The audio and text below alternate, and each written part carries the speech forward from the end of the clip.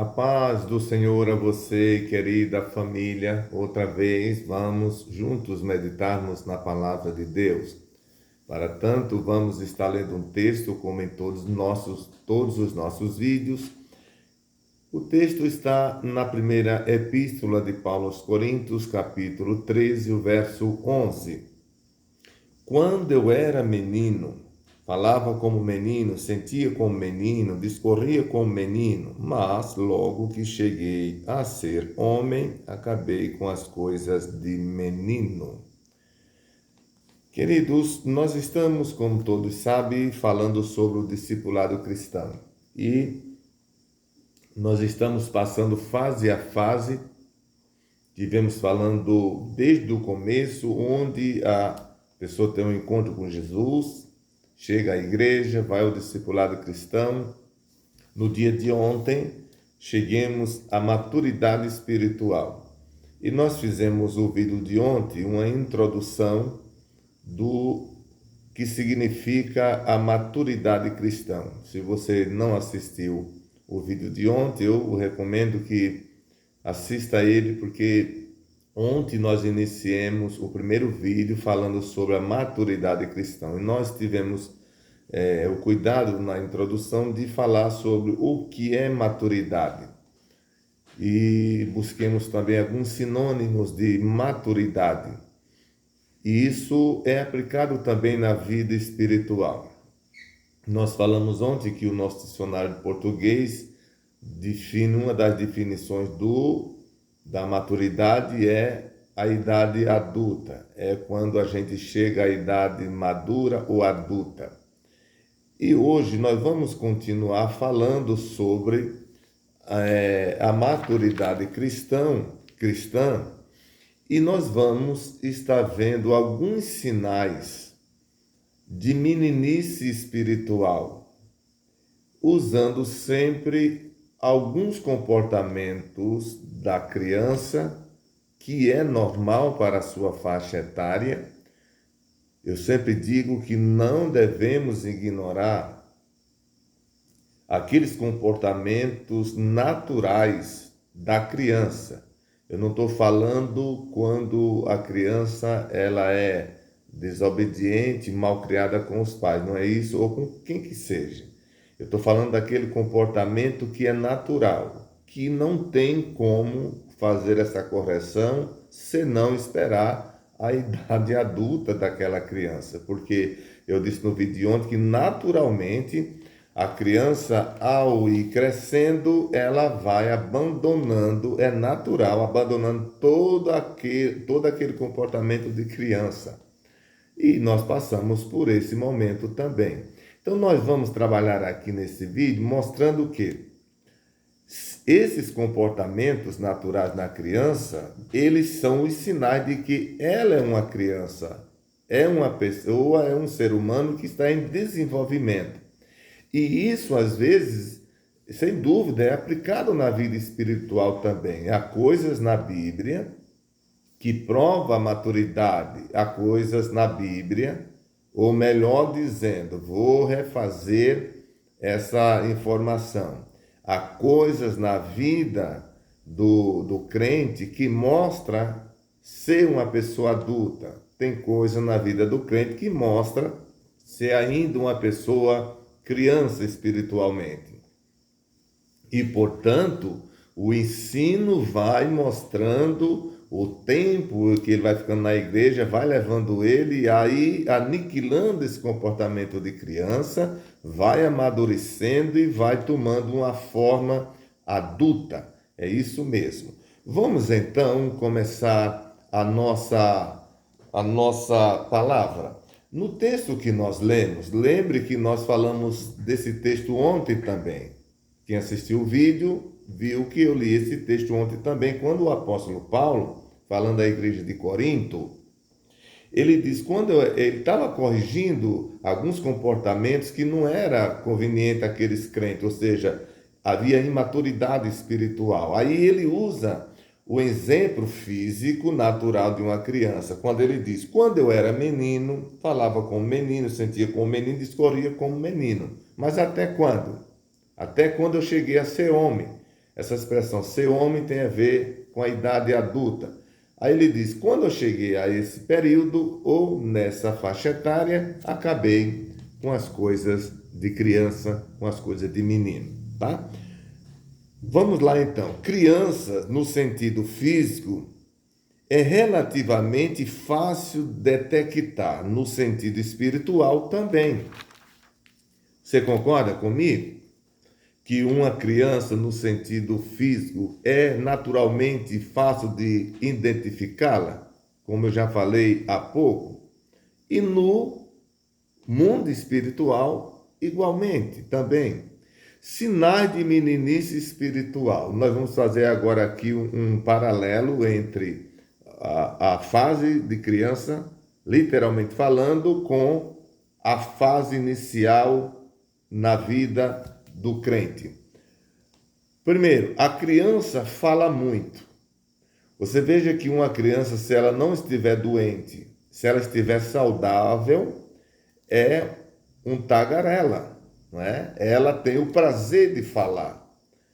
E o crente, quando ele é criança espiritual, ele tem a tendência também de falar muito. Quando o texto bíblico diz lá em Provérbios que até o louco, quando ele se cala, é tido por sábio.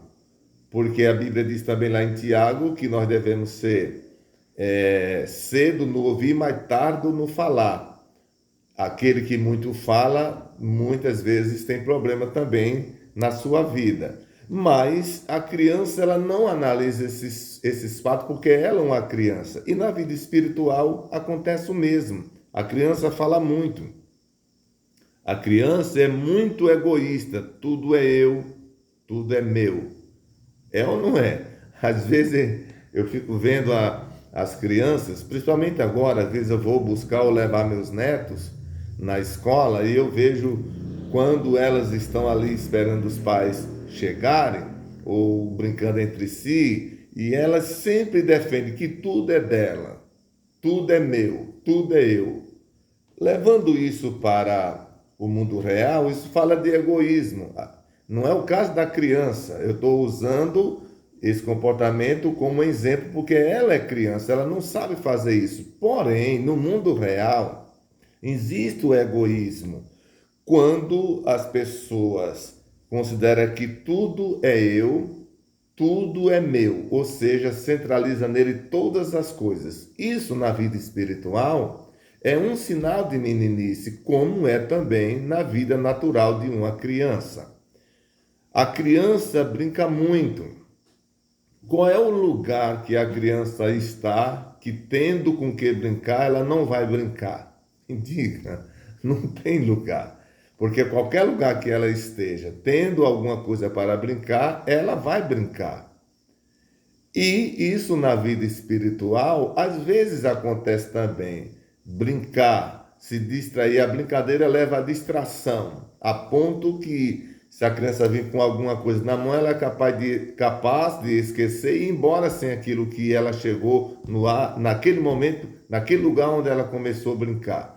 Então, na vida espiritual, isso é muito perigoso, porque isso leva o crente a se descuidar, não é, daquilo que ele não pode abrir mão. A criança briga muito. Você já viu que a criança às vezes começa a brincar, de repente começam a brigar e de repente passam a ser amigas de novo? É próprio da criança, é natural. Não tem como evitar isso porque é o período de vida deles ou delas, não é? E isso na vida espiritual também acontece. É aquele crente que, apesar de estar na igreja, mas faz questão por tudo. É como uma criança. Se pega um chinelo, ela briga. Se pega um lapisinho, briga. Se um cadernozinho, briga. O brinquedo dela, briga. Ó, a criança, tudo bem. Mas para a vida espiritual, não. A gente precisa acabar. Paulo disse que acabou com essas coisas de criança, conforme a gente leu. A criança dorme muito e dorme em qualquer lugar. Assim como eu perguntei há pouco, qual é o lugar que, tendo espaço para a criança brincar, ela não brinca? Aí vem a outra pergunta: qual é o lugar que ela tendo sono, ela não vai dormir? E quando nós dormimos, nós ficamos fora de ação, nós ficamos fora de atividade. E isso na vida espiritual tem a ver com descuido, com desleixo, com falta de cuidado, com falta de atenção, perseverança, tá certo? E isso não pode acontecer na vida espiritual. E se acontece, é porque ainda a maturidade não foi alcançada. E para concluir o nosso vídeo hoje, a criança gosta muito de doce. Você já percebeu que a criança gosta muito de doce, até mesmo na hora da refeição? Para tanto, e para concluir a nossa palavra neste vídeo, eu quero ler um texto que está em Provérbios, no seu capítulo 25, versículo 16. Vejamos o que diz o texto. Achaste mel? Come o que te basta, para que porventura não te fartes dele e venhas a vomitar. Parece não ter sentido, mas para quem conhece as Escrituras, sabe que tem tudo a ver com o assunto que nós estamos falando. Porque o mel, apesar de ser algo doce, gostoso, saboroso, mas se você ingere demais, você chega a vomitar com qualquer outra comida, qualquer outro alimento, não é? Seu estômago, ele não pode ter excesso de alimento.